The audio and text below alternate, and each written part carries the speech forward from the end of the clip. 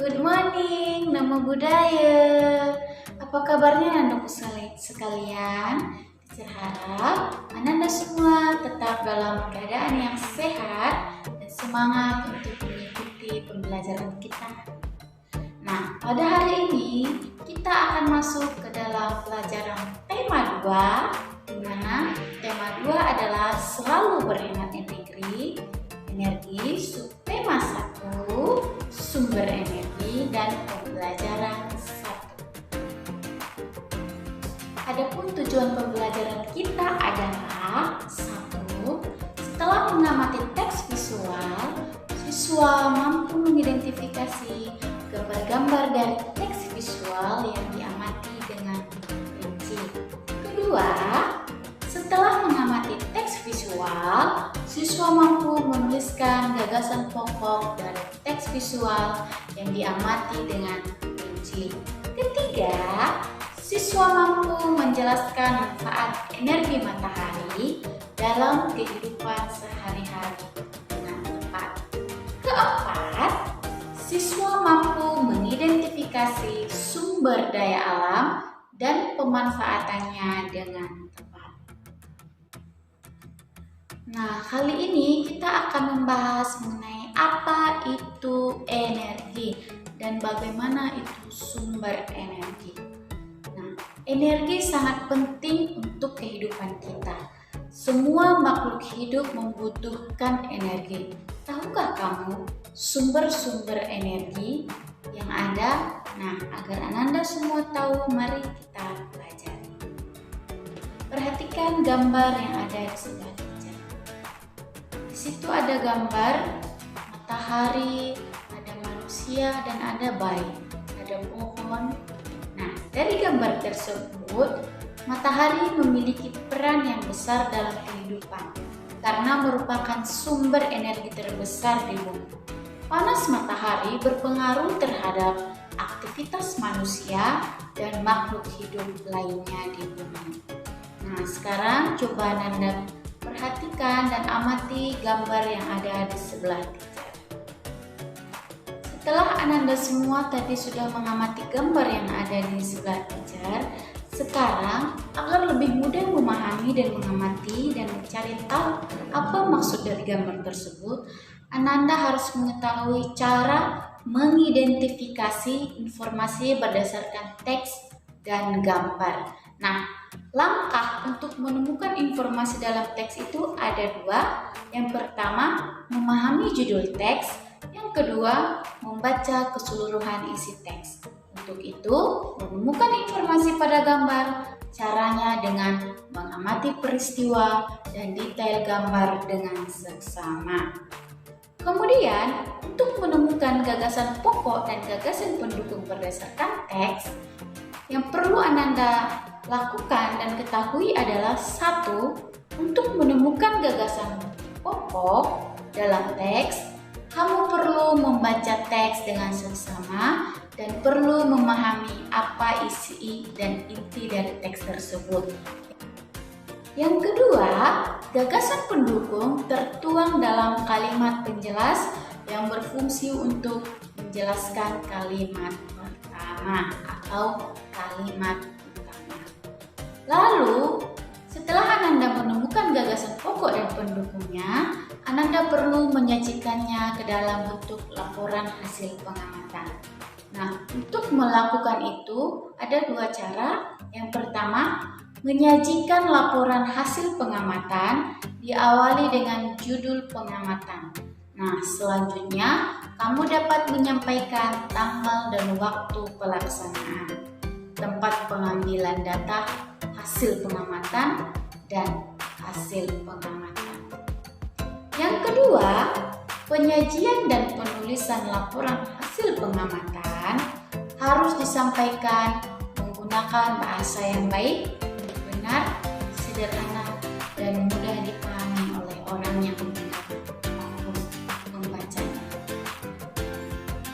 Nah, setelah kita mengamati gambar yang sebelah teacher, maka dapat kita ketahui bahwa yang menjadi gagasan pokoknya adalah matahari sumber kehidupan di bumi, dan yang menjadi gagasan pendukungnya adalah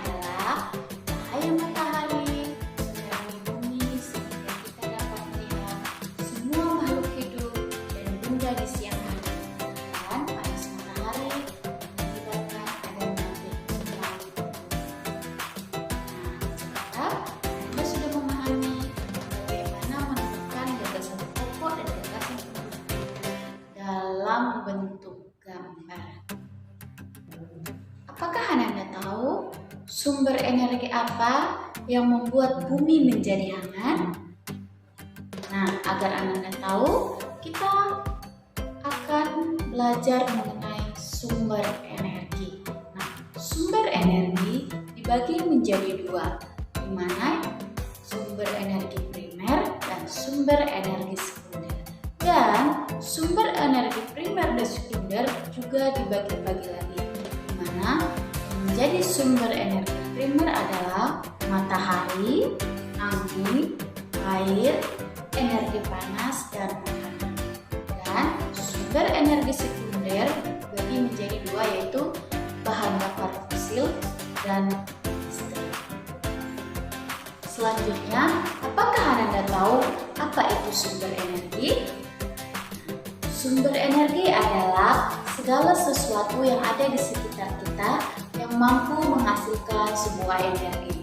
Berdasarkan sifat alamnya, sumber energi dibedakan menjadi dua, yaitu sumber energi primer dan sekunder. Nah, yang pertama adalah yang kita bahas, yaitu sumber energi primer. Sumber energi primer adalah sumber energi yang terdapat langsung di alam. Berikut contoh-contoh sumber energi primer.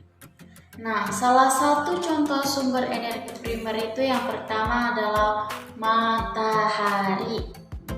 Anda pasti sudah dan sering dan setiap hari melihat matahari. Matahari adalah sumber energi terbesar di bumi. Energi matahari dapat berupa energi panas dan energi cahaya, di mana keduanya dapat berlangsung dimanfaatkan. Nah, agar Anda tahu, perhatikan gambar yang ada di sebelah. Matahari sebagai sumber energi terbesar memancarkan panas dan cahayanya ke bumi. Cahaya matahari menerangi bumi sehingga dapat melihat semua makhluk hidup dan benda siang hari. Dan panas matahari mengakibatkan adanya kehidupan di bumi. Nah, sebelum teacher menjelaskan, perhatikan gambar yang di sebelah teacher. Berikut ada beberapa peran matahari bagi kehidupan di bumi. Nah, yang pertama, seiring dengan perputaran bumi pada porosnya, matahari dapat membuat terjadinya siang dan malam. Kemudian, seiring dengan kemiringan posisi bumi saat melakukan revolusi, matahari mengakibatkan terjadinya 4 musim di belahan bumi utara dan selatan, yaitu ada musim panas, musim gugur, musim dingin, dan musim semi. Kemudian, matahari juga berperan pada siklus atau perputaran air, hingga terjadi perubahan cuaca, mendung, panas, dan hujan. Nah, matahari juga berperan pada proses terjadinya awan, hingga terjadinya hujan yang membasahi daratan, sehingga semua tumbuhan di darat dapat bertahan hidup.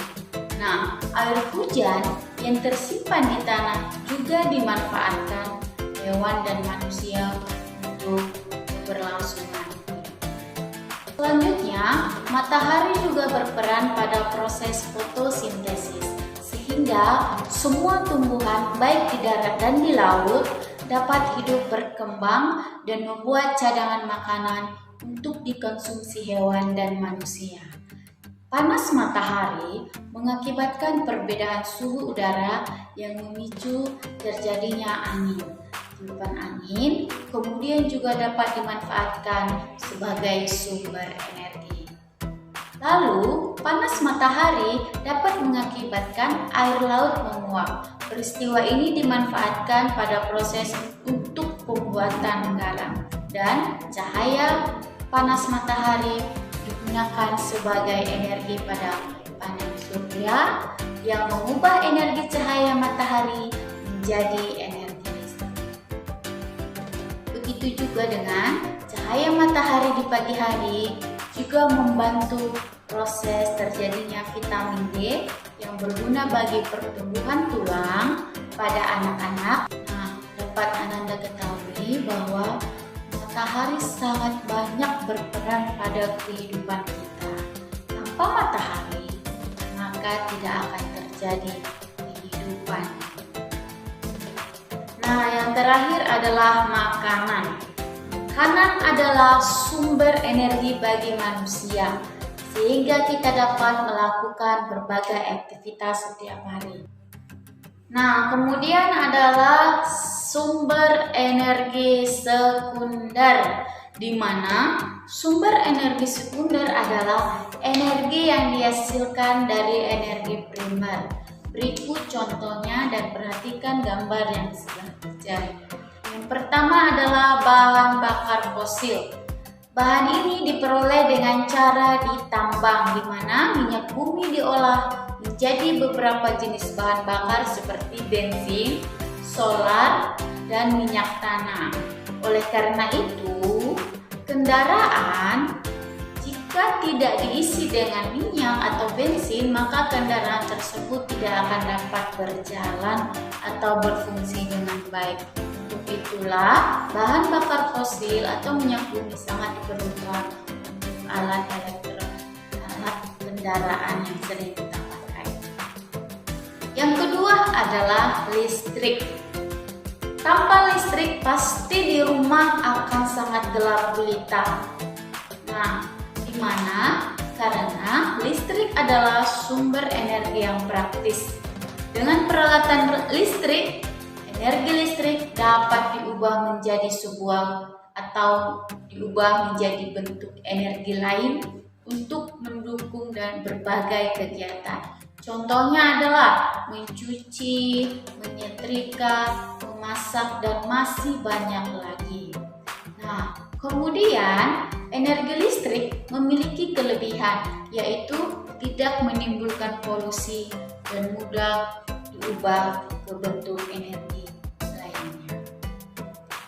Nah, berdasarkan ketersediaannya, sumber energi terbagi atas dua, yaitu sumber energi yang dapat diperbaharui adalah energi yang tidak pernah habis.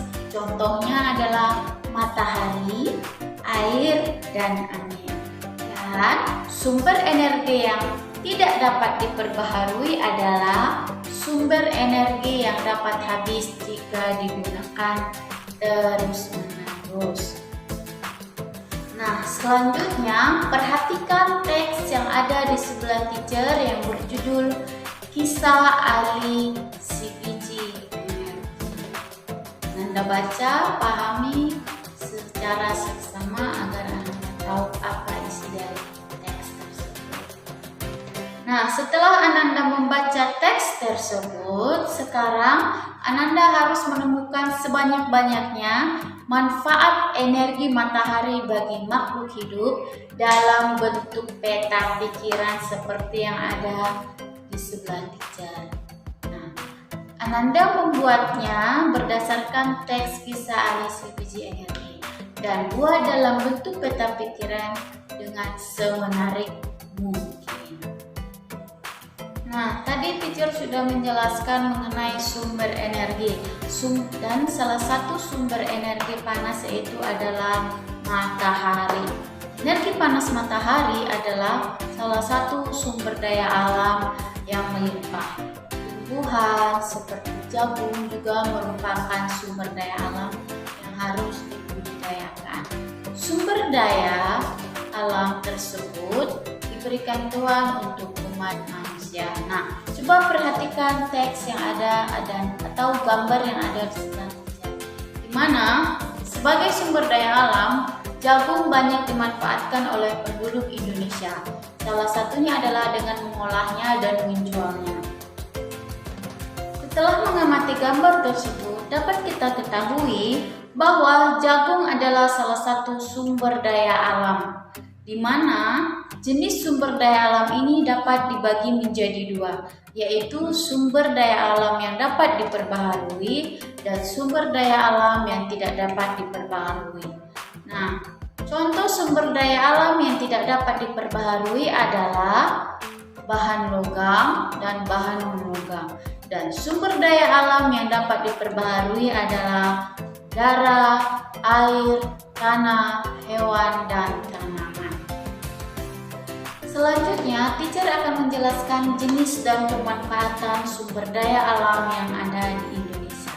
Untuk itu, Ananda harus tahu dulu apa itu sumber daya alam. Sumber daya alam adalah sesuatu yang di alam yang digunakan untuk memenuhi kebutuhan hidup manusia. Dan sumber daya alam dapat dibagi menjadi dua, yaitu yang bisa diperbaharui dan yang tidak bisa diperbaharui. Yang pertama yang akan saya jelaskan adalah sumber daya alam yang dapat diperbaharui. Sumber daya alam yang dapat diperbaharui adalah sumber daya alam yang dapat tersedia kembali dan keberadaannya selalu tersedia setiap saat. Contohnya adalah air, udara, tanah, hewan, dan tanaman. Di mana udara untuk proses pernafasan manusia, hewan, dan proses fotosintesis. Dan air digunakan untuk mengairi sawah, memelihara ikan, rekreasi, sarana transportasi, dan PLTA. Kemudian tanah berfungsi untuk menyimpan cadangan air di permukaan bumi, lahan pertanian, menyimpan zat-zat makanan bagi tumbuhan. Dan hewan berfungsi untuk dapat dijadikan hewan peliharaan, dapat diternakkan untuk diambil daging, telur, dan susu. Kemudian yang terakhir adalah tanaman, kegiatan pertanian dan perkebunan untuk kehidupan manusia. Jadi, untuk sumber daya alam yang dapat diperbaharui itu ada 5: udara, air, tanah, hewan, dan tanaman. Selanjutnya adalah sumber daya alam yang tidak dapat diperbaharui.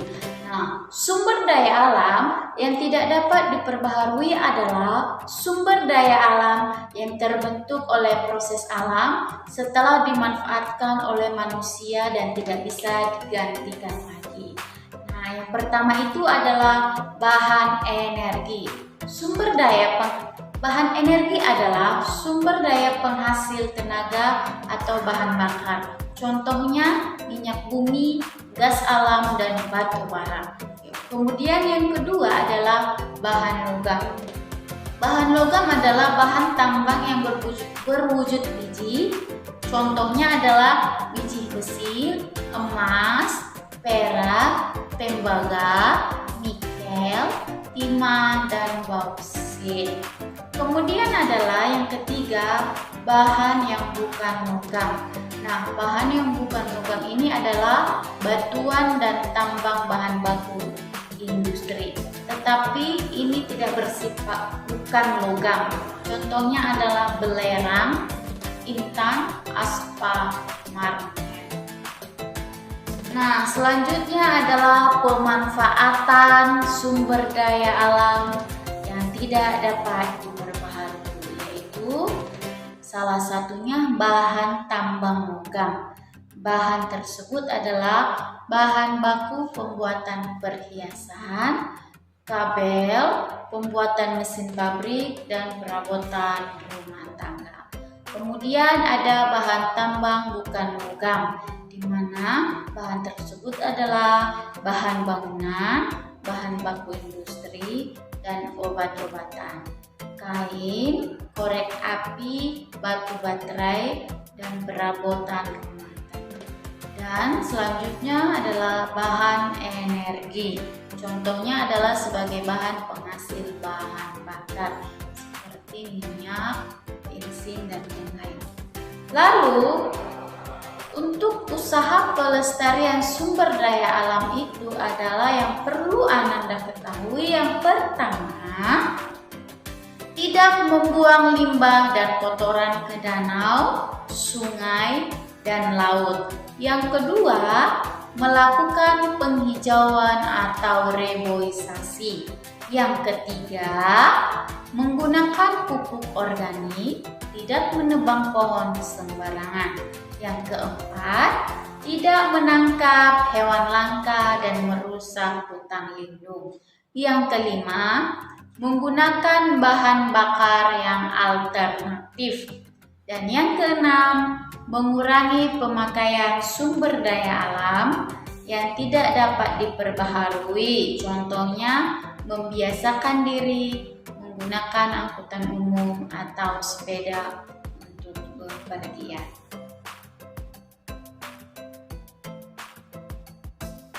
Demikianlah penjelasan materi yang dapat teacher sampaikan. Teacher harap Ananda semua dapat memahami dan mengerti materi yang teacher jelaskan, agar Ananda semua dapat mengerjakan latihan maupun tugas-tugas yang teacher berikan dan mendapat wawasan dan pengetahuan yang baru.